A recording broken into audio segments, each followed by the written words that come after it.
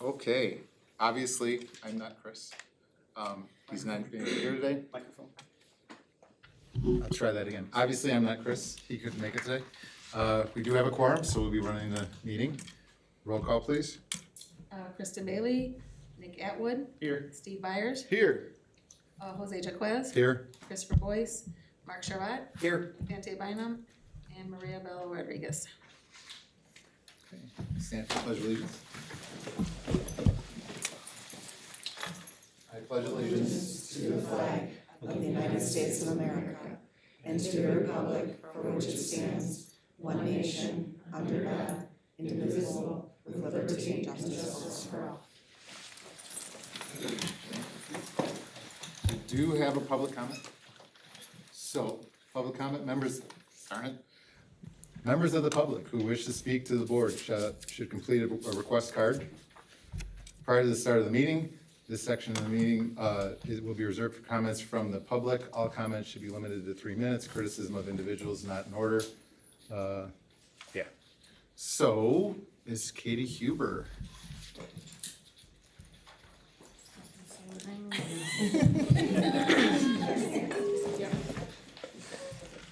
All right, good evening.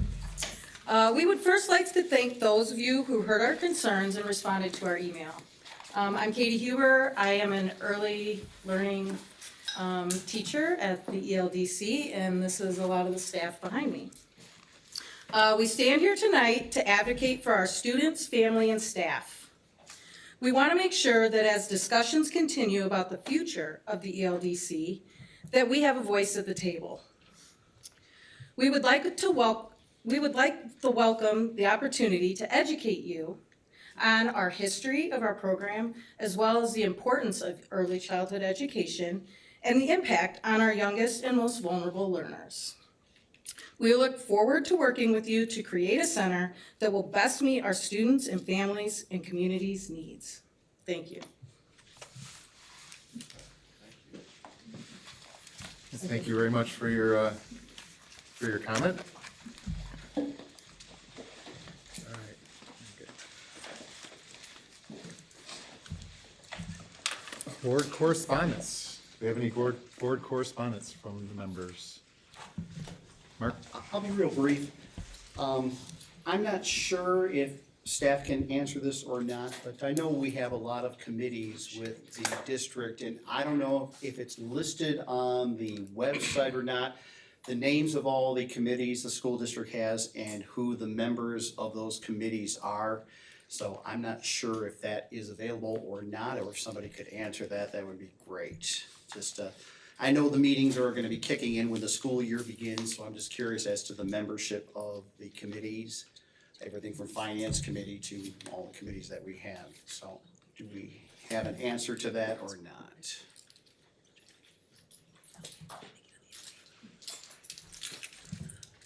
Jackie, I think that would be in the realm of the soup, right? Or no, not? Deidre's gonna answer it for If us. it's on the All right, website, I teacher, just let's couldn't- go. I just can't find it. I'm gonna take a stab at it. Okay. So many of those committees annually, new members are identified. So we won't know who the members are until we return for the school year.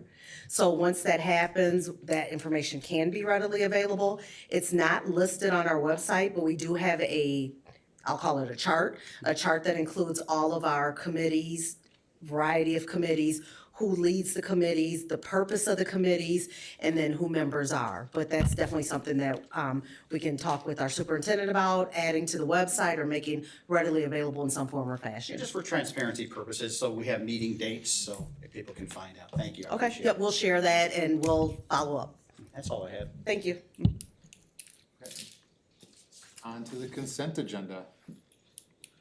Any comment, do we want to pull anything, or? I do want to pull one thing, and that is the approval of the board minutes. Since I was not present at the last meeting, it would probably be inappropriate for me to vote yes or no on that, but everything else can stay as is. And then I have a few questions on the other items on the consent agenda, but I don't need to pull anything else. Okay. So just the meeting minutes. So we read the recommendation first, right, Jackie? So you'll read it, but take out the minutes, and then you'll have to read the minutes one separate. So recommended that the Board of Education approve the consent agenda items 5, C. You'll say C instead of B. 5B through M without including C. Personnel action items, purchase order requisitions, financial reports, accounts payable for July, payroll for June, elementary restorative dean employment contract, Marigold pediatric speech and language therapy service agreement, the Stepping Stone service agreement, school psychologist, Stepping Stone group service agreement, speech and language pathologist as attached. Can I get a motion? So moved. I think the one that was supposed to be left off was B, so it should have started at C, 5C through M. Oh, okay. So I stand Just corrected. for correction. So it was recommended that the Board of Education approve the consent agenda 5C through M. I'm Comment? not gonna read that whole thing again. Yeah, before we wanna do roll call, go ahead. Yeah, I have a few questions regarding the virtual services that we're looking at for Stepping Stone. I'm curious to find out regarding the virtual services, which schools will these 4 individuals be attached to? And then I'm also curious as to, since a lot of them are gonna be working with students, which is, we have people that are already in place in person, how would that work with students having these individuals work virtually? Good question. So the assignments for our particular speech paths are still to be determined as we still continue to get our service agreements approved and we can look at our whole playing field in terms of staffing. We're still working on becoming fully staffed for our speech path. So unfortunately, they know better than anybody that sometimes things fluctuate for assignments. In the past, what we've tried to do is we've tried to identify or kind of look at how many in-person speech paths do we have? Where do we feel like that is kind of our need the most? So we might look at certain programs that we feel might be best suited for somebody who's in person for whatever reason. But we also kind of look at like developmental age. So older kids theoretically, right, should be able to get from point A to B and follow some directions a little bit easier, whereas some of our younger kids need a lot of assistance in that process. And so somebody in person who can help facilitate and guide that is needed. So long way of answering, to be determined on our specific buildings. That will be something that once we kind of finalize our assignments will be solidified and we can bring that back. Remind me, Mark, sorry, your second No, question. I was asking which schools, we have 2 individuals, 2 different positions, so, and I looked at the assignments of the other ones that we already have online, so I was just curious if we knew what schools they were gonna be assigned to, but you did indicate to be determined at this Yeah, point. sorry. So we know some pretty solidly, but others we're still trying to work out and, pending the board's approval of these contracts, we're a step closer to being able to feel better about those assignments. Okay, it's just a new area having virtual, so. Yeah. And I realized trying to get people, I read the backup regarding trying to get individuals, but, and I understand the logic, so I was just curious, Yeah. the execution of this, so. Yeah, let me add to that then. We do also have other support staff, so it could be a paraprofessional or really any staff member that can help facilitate. So for example, we have a speech path who's gonna be virtual. We'll have a station set up or an office where where the student comes, there's the virtual setup where they can interact with that speech path. But we have to help facilitate that student getting to that spot, providing proper supervision as needed. So when we look at our paraprofessionals, they serve a lot of different needs within a school. That is one of those roles that our paraprofessionals help support. At times we've had administrators do it, so it's a little bit of an all hands on deck. Fortunately for us, this is our first year having virtual speech paths. So year after year, we've gotten better at kind of executing the logistics of that. We always want to have it in person. Anybody in person is our Sure. goal though. As far as billing goes, I think it was like 40 hours. Is there a chance they could be billing less per week? Yep. And during summer break, we would probably not need their services? as much? Exactly. So all of our contracts, with the exception of one that's on the consent agenda, is for up to 37 and a half hours per week. We have had situations before where we haven't billed that much in a week due to time off. Like if it's a business office or the business is closed for the district, the speech path doesn't work. They are really assigned to work 180 days. So during the summer, our speech paths aren't under contract with us, the service, the ones that we're bringing to the board. So the district had a chance also to maybe save some money here at the same time. Yeah, yeah, Okay, very good, thank you. no problem. Kyle, this isn't the first virtual professional that you guys have used. You've used psychologists before, right? And speech paths, yep, And speech paths? correct, Okay. yep. Right. So actually, a few of the people that we're gonna contract with again, hopefully, are people that are familiar to us, meaning that they work under contract with us last year. All right. Any other questions or comments? No. Jackie, roll call. Who motioned and who second? Oh, wait, we didn't do that, yes. Motion and second. Motion? Second?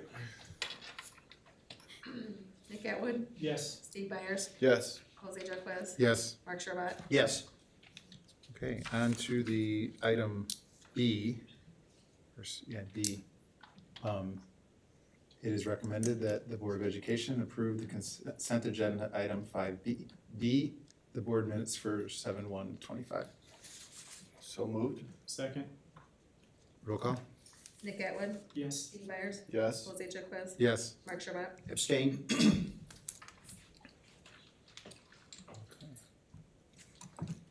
Old business. Okay, before we get to old business, I have to read an email.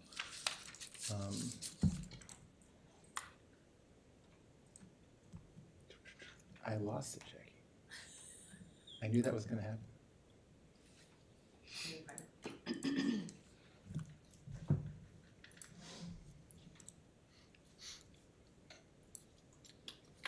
Oh, got it.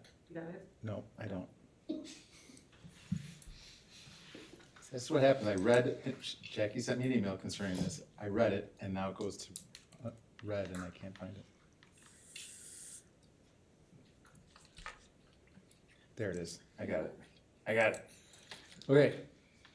In the board in the July 1st board meeting, it was mentioned that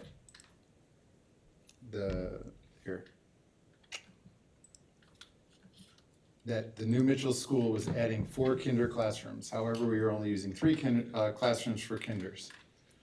So the updated resolution is attached. So in your decision, please consider that we are using 3, not 4 kinder classrooms. And it has been corrected, but since we put it out 2 weeks ago that it was 4, we need to correct it before we vote. Any questions on that? Quick general question about the resolution here. I wasn't at the last meeting, so it was reported and also indicated that by going ahead with this purchase, it would not have a net effect either plus or minus in terms of dollars paid.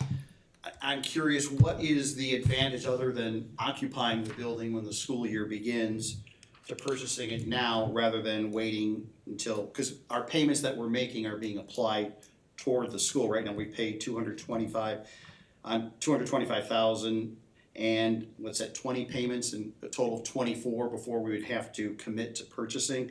So what's the advantage of paying it now rather than paying in cheaper dollars later? So the way that the lease to purchase agreement was written was so that it incentivizes the school district to pay either within that 24 months or early. So that's why they allow that credit of the lease payments into the purchase price. So we settled with the purchase price, but we can always credit those lease payments. So the biggest advantage is that our students will walk into and start learning into a district-owned property rather than a leased property, leased school. And I think that's just more symbolic in a sense, but it's not, and financially speaking, there is no advantage or disadvantage to it. Do we know the final price, because it says it's approximately 1.86 million? Do we expect that to change at all?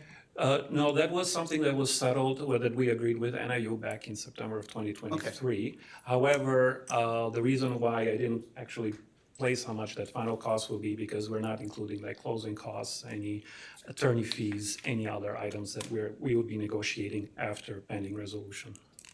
And that approval. money's already in the budget, it's already set to go, correct? That is, yes. Very good, okay, thank you, just want to make sure. Good. Okay, I'm good. Any other questions? Okay, it is recommended that the Board of Education approve the resolution exercising the option to purchase 1240 Normal Road, DeKalb, Illinois, as attached. So moved? Second. Roll call. Steve Byers. Yes. Jose Jaquez. Yes. Mark Servat. Yes. Nick Atwood. Yes. Item 5A, Press Plus 119 release. This is information, right? Yes. So as usual, start of a new fiscal year, start of a new school year, a lot of updates coming our way. So there is a release of Press Plus policies 119. They are attached for your review. So we ask that you take a look at them. If you have any questions, we can entertain those between now and the next board meeting or at the next board meeting. Any questions you have for me now? So these are the recommendations from the IASB. Correct. There's no mandate that we accept them, but it's just we would be going against what their recommendation is. Pretty much. I mean, some policies, districts have, us or other districts have their own policies in place, but these are ones that typically we adopt and we follow accordingly.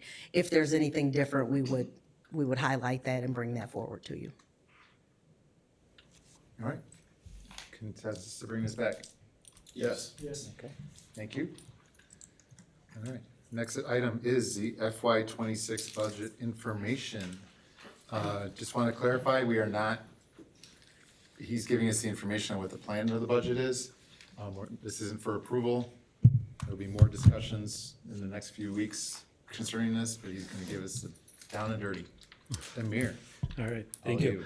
Yep, so it is budget season, and it will be for up until September 16. So right now, all we're doing is just giving a little bit of a budget information update before we get the approval of tentative budget for public inspection. So per school code, we need about 30 days of a public inspection after the notice in the local newspaper. So if we approve it on the August 5th, the tentative budget, we will, this will allow us to open that public inspection of public coming in, asking questions to us, inspecting the budget. And eventually on the September 16 board meeting, there will be a public hearing and we will eventually adopt the final 26 budget. At that point, the budget will be posted on the website, sent to the state, to the county, to the ROE, and it is going to be considered formalized. Now, so the budget numbers that we're giving actually might change between August 5th and even September 16th, because at that time we will have a little bit more understanding of any new grants coming in. We will have more understanding of our enrollment. We will have more understanding of how many students are actually signing up for our transportation or signing up for some classes. So it is, so eventually these numbers will not change much, but I will let you know whatever adjustments will be in the next few meetings as well. So, so again, we're still working on some final numbers. We're working with what tools we have or what information we have as of right now. Understand what budgets are. Budgets are a planning. It is more of a roadmap that doesn't allow costs, overruns, or spending. So it gives some type of timeline, some type of guideline for our departments, our schools, that what really is allowed in our budget, how much money we can spend. Budget can change, new authorization of money can be approved by the board. So understand there might be emergency coming in, but this is what our budget in general would be. So let's start first with the revenues. So where the revenue comes from. So it wasn't just a few years ago that our the local property taxes or the local fees were making up more than we're making up less than 50%, right? So however, this year, due to federal funds, which last year was about 10%, now it's down to 6%, we're seeing a lot of changes, right? So we're kind of back to the idea that the local funding is coming in at about bigger share than what it should be or what we would like to be. So where do these local funds come mostly from? So if you look on this side, about 49% it is property taxes, and the other local revenues are about 3%. And CPPRT is about 1% of our total revenue streams that come to us. So kind of a smaller amounts. The big heavy lifter, of course, is our property taxes. Under the state sources, we have a few. We have some grants, we have some transportation reimbursement that comes in, and we have the major, the EBF, or the evidence-based funding formula that used to be called GSA, if anyone remembers from back in the day. But that is the state money that comes in. And of course, with federal sources, the only thing difference here that we will not have the ESSER, but we will have other such as National School Lunch, title grants, Medicaid, and so forth. So let's talk a little bit about the revenues. So really, from the revenue side, we saw our local property taxes, our assessment values of the homes go higher, and new buildings from Meta coming in. So that kind of jumped a little bit the collection for us. So we're budgeting for about 15% more from previous year. Understand that the levy that was approved in December of '24, all that money that is being collected is not used in FY25. It's used for the budget year '26. So anything that we were collecting in May and June from that levy is actually being recognized in the budget year '26. So that's kind of important how the school code kind of works. The money that you recognize and the money you realized should be in the appropriate years. So the levy that was charged actually belongs to the budget year following, not on the same year. Corporate personal property taxes. So this is something that back in 1979 there was we used to levy this for our locals, but now what the state kind of collects it and distributes it back to us. So it's still considered a local fund, but it has been considerable for many years, especially during COVID. So the more corporate earnings come in, that property taxes, or that they call it the personal replacement tax, they are collected from the state. What the state told us is this year it has not been a great earnings for our corporations, so we have prorated that down to about 30%. Another impact on our local funds is our investment rates. We were getting used to it. We were seeing some very nice interest rates, 5%, 4.5, 4.8. Well, now we barely can see a 4% unless it's within 3 or 4 months. So anything long-term is down to the 3.2, 3.5%. So that kind of impacts how much revenue stream we are expecting as well. So that is part of the local funds. Amir, Yes. I'm not sure if I heard it right or I'm having a difficult time. Yep. The CPPRT. Yep. So we're losing 70% of what we, compared to what we had last year? Or are we losing 30% compared to what we had last year? 30%, yeah. Okay. So it's prorated at 30%. So. And before you move on to the next segment, I want to follow. It says local property taxes are up by 15%. Do we have, usually around summertime, we get the multipliers from each of the townships within the district? And I know the district is composed of many townships, and if you live in DeKalb Township, we got hit with a wallop of an increase. Do we have any early estimates on that yet? I do not have that. Okay. I normally have to call the county office to receive that. But I have not heard any news that there is I was available. gonna say, are there any trends on that? Because it's been like hovering around, it's been going up the past few years, and they usually say it's a 3-year cycle when it goes up high like that. So I'm just curious, that's a big concern to taxpayers, so. Correct. So, yeah, so moving into the next, from September to December, I mean, it's really tax levy season Yeah. where all the taxing bodies have to, will call the county or the assessment office, coming up with questions, coming up with any type of information to kind of help us to figure out what the revenue streams are. So at this time, I don't have any. Okay, thank you. Right, cool.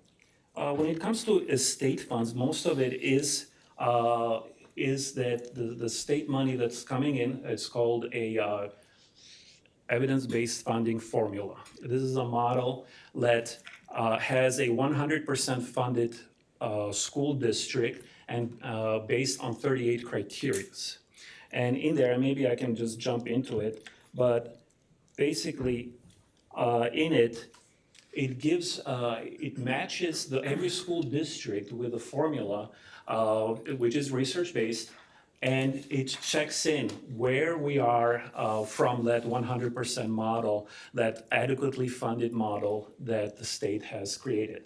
So if you look back here, back in 2016, 2017, we had about $22 million that was coming out from the state.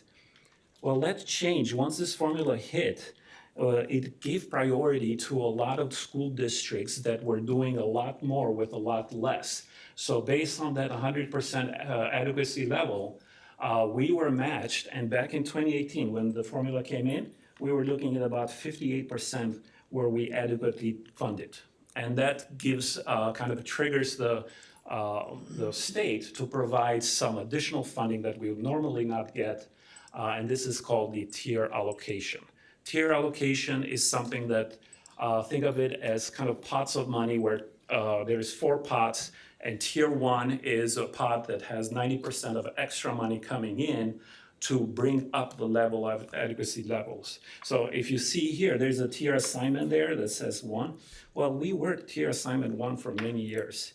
And if you look down at the second line, any allocation that was sprucing up that adequacy level for the school, you can see it, that was ranging from 3.1 million to 1, and then eventually slowing down as our adequacy levels kept growing. So between 2018 to 22, we moved up from 58% to 67%. So once you enter a different tier assignment, then it's a different level of funding, and that usually comes at a lesser amount. Moving to 23, 24, our tier assignment changed to 2, and that's when we moved to a new level of how we are getting funded and how much money we're receiving. And that's where I put the little arrows that shows a decrease in monies that we were receiving. So we jumped from 1.4 million, moved from this pot of money to a completely different level of funding, or tier 2. At that point, we started our property tax relief grants were not matching with the formula, and our money was getting lower and lower. So you can see between 23 and 24, we were getting that 578, then it jumped to 294. We don't know what it's gonna be for this year until early August. So at this point, I am not budgeting for it because it could be either very, insignificant or just maybe less than last year. So for property tax relief grant, we have been lucky to receive this money for about 4 times. And back in when was it the first time we received it was back in 21. And that's when they started changing that formula, and it really prioritized school districts like ours. So we've taken advantage of it. The state has put a brake on it right now. They're trying to receive that formula is still working or if they need to change it. So crossing our fingers that maybe the new formula will be favorable to us in the following years. Hermie, real quick, in 21, 22, did we not apply for that? So 21, Lower 22, left hand. For the property tax relief grant? Am I just not seeing it on there? so 21, 22, we made, so on 2021, they didn't have a 21, 22, even though we may have applied, we probably were not eligible at that time. Okay. And I believe that's because of COVID, where there was either a flat funding or it wasn't extended for a property tax relief. There was a few years that we were not able to capitalize on it, so. But we have been lucky that for the past 3 years, we had received it. And you can see the jump. You can see from 2016, we had about 22 million bringing from the state.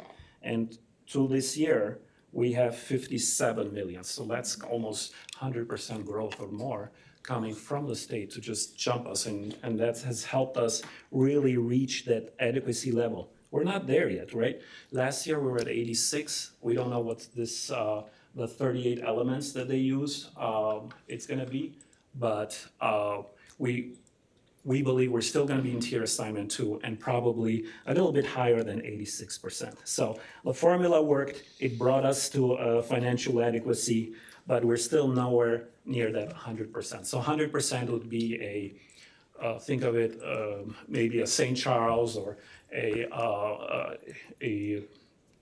North Shores kind of school districts that are a little bit more affluent, so. So with regard to the evidence-based funding, and this may be beyond the scope of just our budget, but Yeah. do you know what the source of that money is from the state? Like, are they in a situation like us where the whims of the federal government may impact money they receive that they then distribute through that funding, or is that all gonna be state-based? Yeah, it is all state. This is from Springfield, and there has been a priority. Back in 2016, when we were looking at, we would wake up sometimes and the Springfield would just say, we're prorating down the money we give to the students or to the schools. Well, that is no longer happening because education is taking a much more central role in Springfield. So we saw it even though this year, for example, the budget was kind of getting shaky there in Springfield, they said that K-12 funding is a priority. So we've been lucky so far, but there has been instances where we would wake up, they tell us we would get 22 million, and then Congress thought, no, sorry, not Congress, but some General Assembly would just say, all right, 10% down for all public schools because we need a different priority. So, but that is not happening anymore in the past 8 years. So, yeah. Okay. All right, cool. So let's go back to state funds. So we kind of talked also about transportation. It's not becoming a priority for the state. They prorated that down. They said that we're for reimbursement for transportation. Regular transportation is going to be prorated to 71% of previous year funding reimbursements, and the special ed to 61%. So that kind of hurts a school district like ours that are kind of semi-rural, and a lot of our students do need that transportation. So that is something that it is in our budget, kind of showing. The good news is we have Mitchell, so that might be softening a little bit that impact. However, we're still looking more into it. Federal funds. So federal funds, right now, we know that Title II, we haven't heard much of Title III, and we also heard that Title IV may be impacted.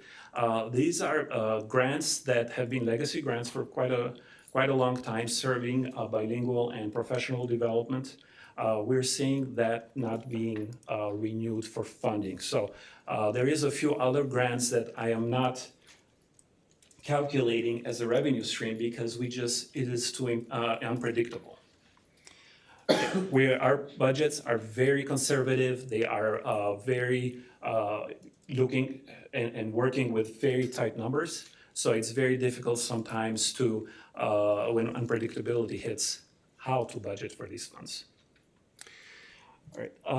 Another one that a lot of people don't realize is the Medicaid funds. So we serve Medicaid eligible students and we get reimbursements for that. So every service we provide, particularly the special ed such as psychology services, speech path, and so forth, those are Medicaid eligible services that we get reimbursed for it.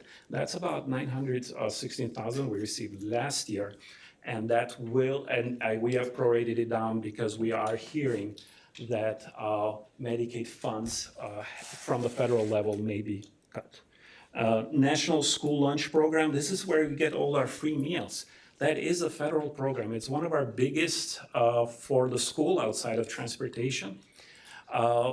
We have heard that the way that the application for these program will change for those school districts that are 40% low income or lower. However, seeing a little bit of unpredictability in federal levels, I'm still monitoring that because that is a $3.6 million contract to serve these school meals for all of our students. So we're also monitoring grants such as IDEA because that is one of our biggest grants, including Title I, and we haven't heard any renewal on grants such as Stronger Connections. Any questions on the federal funding Do we have an level? idea, just a ballpark of how much we're gonna lose in federal funds based on all those areas? Yeah, so like I mentioned here, between the 2 years, we had about 10% of our revenue was coming in from our federal funding, and right now it's pared down to 6%. Now, if ever, I know the dates seem to change when whoever you talk to as far as news reports, but these cuts, a lot of them are, they're talking about these cuts going into effect after the 2026 election. Is this also the case for what we're talking about here, that we anticipate these cuts then will affect 27 calendar year, or I should say, second that's half of correct. 26, 27? So those that have not been budgeted is actually direct impact that is happening right now.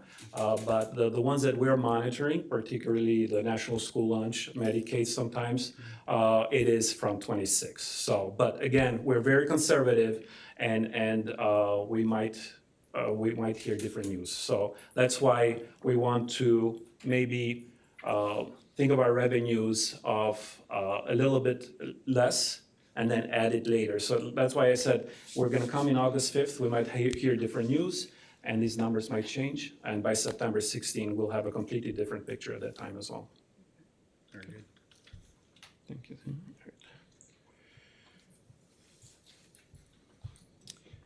All right, so moving into expenditures. A lot of times we know sometimes the expenditures we have a little bit more control. It's the revenue streams that we really don't have a lot of control with. And it wasn't as unpredictable back in the few years, but now expenditures are a little bit more controlled this year. Our biggest, of course, is always our salaries and benefits. That's taking about 67% of our funds. And this year we had 3 new contracts. So between the 2 years, we have moved considerably, about 50% higher in expenditures due to just salaries and benefits. So we brought 3 new contracts. So that has gone up, which means that we have to really look into our purchase service, supplies, materials, and equipment, because that's where that's something that doesn't affect salaries, basically. So, and we can have a little bit more control. Our purchase services, the 2 biggest contracts we have is transportation and the food service. So that's why you will see kind of a higher number there on the purchase. These categories are from the ISB, and that's why they're kind of labeled this way. So a lot of people might have questions of, well, what is under other? So under other is tuition for outplacement. It could be some debt payments coming out of it. So under other does include many other ISB categories that are just lumped into that. And I hear sometimes board members want to get a little bit more detail. We just have kind of looked at the categories as ISB shares with us. A little bit to know about how our funds work. When it comes to expenditures, we are an accrual basis, which means that sometimes the cash basis or the cash that you see is not aligned with how the accounting or the accruals work. So our bills that are coming in for activities that happen in 25, we have to pay it under that month, and that means that can be extended up to 90 days to pay for these expenditures. So you might see expenditures for 24-25 still happening up until August 15, when we try to limit that for the August 15. And that's part of the accrual process.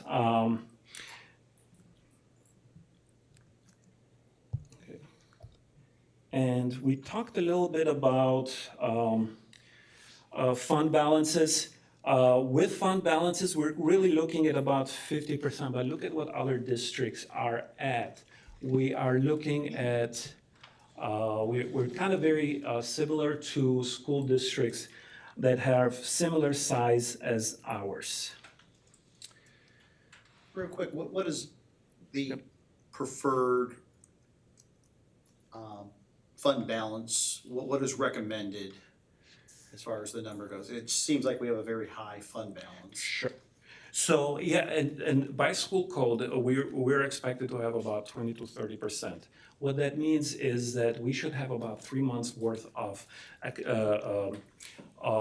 activity under our savings to run a school should our taps for revenue streams close down. And this has happened before, right? So I remember back in COVID, our local property taxes, we were expecting that, for example, to pay for payroll. And the county allowed up to 3 months to pay your property taxes. So that kind of gave us a little bit of, we probably have to dip into our savings to pay for payroll until the local taxes are being collected.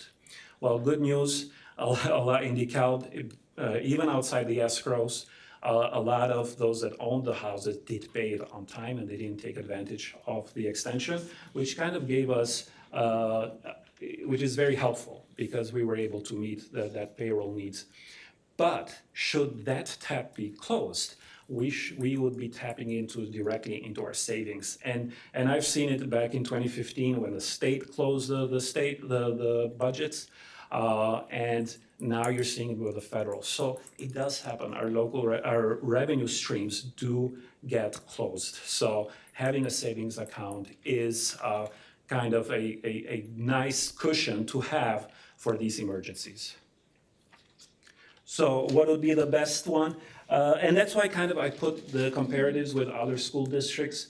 We're seeing that we're somewhere a little bit maybe on the a little bit lower, but that's where other schools also, we're seeing West Aurora probably a little bit on the higher end. I have seen other school districts, not in our county or closer to our counties, that up to 100% or more. There is a law that, it's called the Miller ratio, which does not allow schools to have over 2.5 more than their expenses are needed. So those that are 250%, the taxpayers could ask the board to draw down that fund balance. But that's 250%, so we're nowhere near that.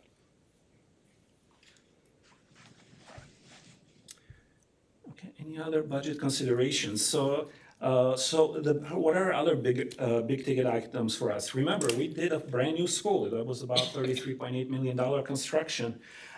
We have financed that through debt. So that was a 20-year debt of that we would be paying about $2.7 million for the next few years. And the big other ticket item is the $1.86 million to purchase the building. Facilities, our facilities are aged. You've seen a lot of our schools are kind of on the older side, and it requires a lot of maintenance and renovation. So that is always part of facility needs. Our staffing needs also, remember, we have a new elementary school. We have incorporated that into our budgets, but drawing down on our class size, opening up new classrooms, and even new considerations for ELDC. I mean, those are things that we always look as part of our projections. So we are at tier 2 when it comes to state funding. Again, what that means is we're just not going to increase our budget for the state every year because we're in a completely secondary tier of how that funding is budgeted for us. So what is another threat for our budgets? That's something that's called property tax freeze that will definitely have a negative impact on our future revenue. Remember, we have to pay our contracts. A lot of them are 5%, 4% or more. So a property tax freeze means that we would be receiving just the same as last year, but with a cost that is eating up 5% with the salary. So that's why property tax freeze would impact negatively our revenue streams. Another curveball that we got from the state was a conversation of bringing the TRS obligation to our local funds. So we have to pay, kind of like we do with IMRF, where we pay that pension to come out of the local funds. So we have not heard that in a few years, but it always rears its head sometimes in the Springfield General Assembly. So that's all for me. But is there anything? So what we'll do, will any adjustments? I'll bring it forward on the August 5th. Should I hear anything new from the state, federal, or local funds? And we will bring that for adoption. We will open it to the public. Our budget will be able to be viewed here in our district on the website, and a public hearing will be held September 16. Any questions? I do have a quick question. I know the finance committee has not met yet. Have they had a chance to review any of this? Because I think their thoughts should be, considered with all the information that we're looking at, some extra eyes. Sure. And so that is an administrative committee, unlike, let's say, a city council, where the finance committee actually has a little bit more say and provides that support to the board. The FFC here is more of an administrative committee. It will be able to have a chance for the September 16 adoption. So it will have a chance to bring their recommendation to it, but it may not be a recommendation to the board, but just as a collective.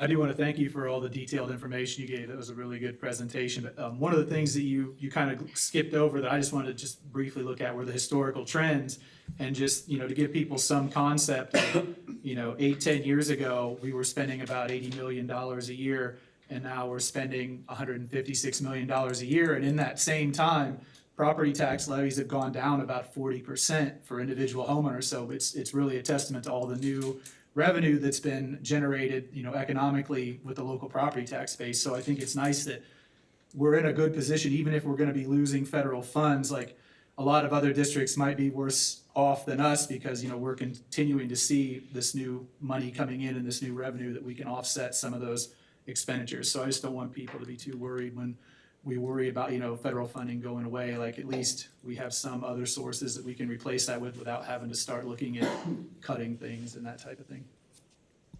That's correct. Thank you. Any other consensus to bring us back? Yes. Yes. Okay. Did she leave any comments for it? No. Kyle, No do you comments wanna from- give us a report? Before we close, I do want to thank everybody who showed up here, anybody who's online to listen. There's a lot of information that comes out on these things. Some of it is tedious, like the report we just got, but it's very important stuff that we need to know. Nothing happens around here without the money flowing, so it's good information. And with that being said, move to adjourn. Second. So moved. Aye. All in favor, aye? Aye. Any against? All right, let's go home.